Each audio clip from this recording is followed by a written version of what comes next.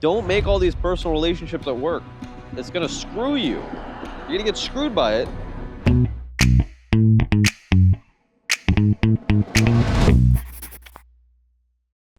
Well, in general, in life, you are going to come across situations that piss you off. And it is very, very good that you get upset at certain things because it means that you stand for something. It means that you care about something.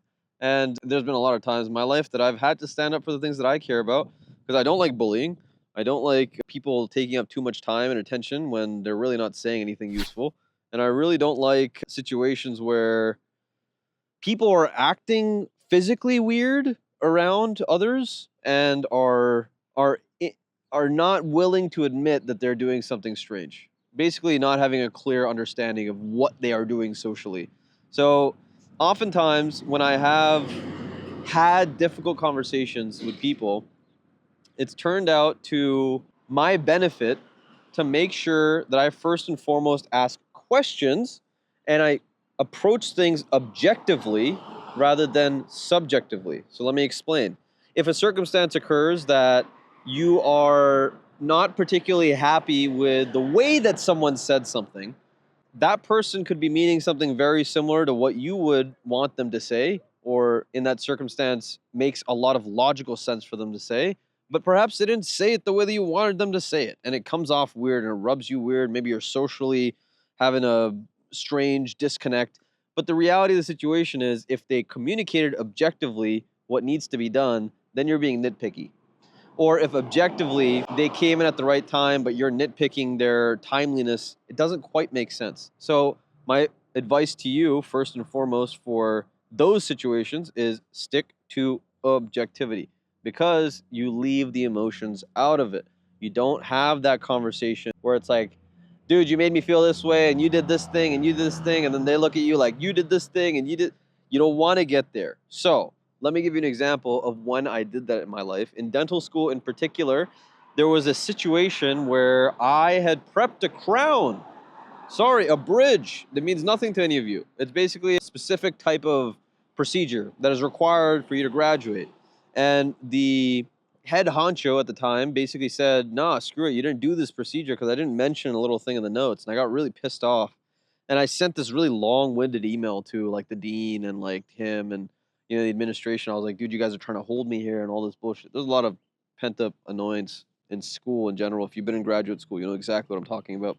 And what that led to was a series of conversations with the administration through email where they were like, dude, you're just completely misunderstanding the situation. And the reality is you have no control over whether or not you graduate. Like, we are the ones that determine that for you. So what I realized in that situation was, first and foremost, was it worth my time to send that email? Maybe. Maybe I got a little bit of a point across, but do they really give a shit about that point when they have 400 other students to graduate? Probably not. The other thing that I realized was the words that I was using, the syntax, the diction, the energy, the emotionality that I was using was just not professional. It was just something that it just showed my naivete and my immaturity in the sense that, listen, an email is not a text message. And in a professional setting, you have to understand that every single communication that you have written down needs to be professional to the degree that is expected of you at the workplace. So I always tell people, I'm like, dude, don't make all these personal relationships at work.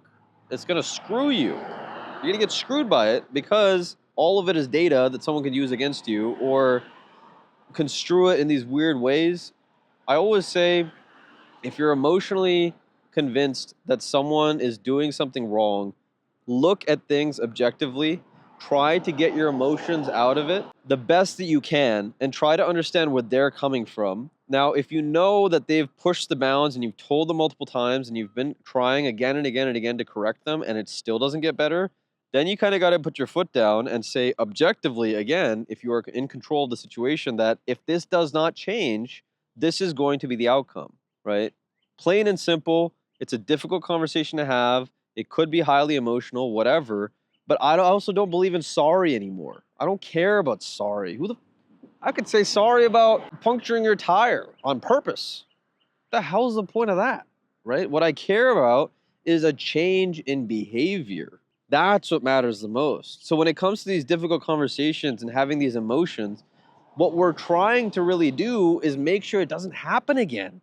And the only way to make sure it doesn't happen again is to objectively approach the situation and say, hey, next time this comes up, can we try doing this instead? And if they say yes and still fall on their face, well, there's a very good chance they're not really listening to you. And in that case, you should probably eliminate them from your environment. Sorry, but that's just how life works. Frankly speaking, difficult conversations are something that you should look forward to. There was an interview on stage on 10X GrowthCon, the last one that occurred in Vegas, and Trump's lawyer came onto stage, and Eric Trump came onto stage, and some other people that I find are fairly successful, and they're doing they put in the work. They said that if you're not getting sued, you're probably not doing anything, which was hilarious to me because I was like, dude, everyone and their mother runs away from litigation, right? But then these people that have made changes in the world, that have done tremendous things, they're looking to have confrontation, right? Patrick Bet-David wrote an entire book on how to choose your enemies. I mean, how in the world would someone of his caliber prioritize choosing enemies over making friends? Well, the reality of the situation is we need to have confrontation in order to grow and in order to make sure that people know where we stand. Power is made by power being taken. Don't let people take your power from you, especially if they're in the moral wrong, if they are not executing at the level that you are, if they're not doing the things that you expect of people to do to you through your own self-respect. You got to have those hard conversations. Go at it objectively and say, hey, if this doesn't happen, this is going to happen. And if they don't listen, you just got to move on. You got to realize there's 8 billion people on the planet. It's going to be fine. And the other thing is, it's not always about winning the argument. And this is something I got from Jordan Peterson. It's not always, like when you're in a relationship, dude, one person might just be more logical than another person. If they constantly have arguments and a logical person wins the argument, that the fact that they're looking at it as winning, you're never going to have a relationship, especially if you see that person all the time, where they feel comfortable enough to actually explain themselves to you, to like sit there for a second and just like vent to you, like a proper relationship should be. It's not always about winning, guys, right? It's like these difficult conversations. Sometimes it's just about sitting there and listening.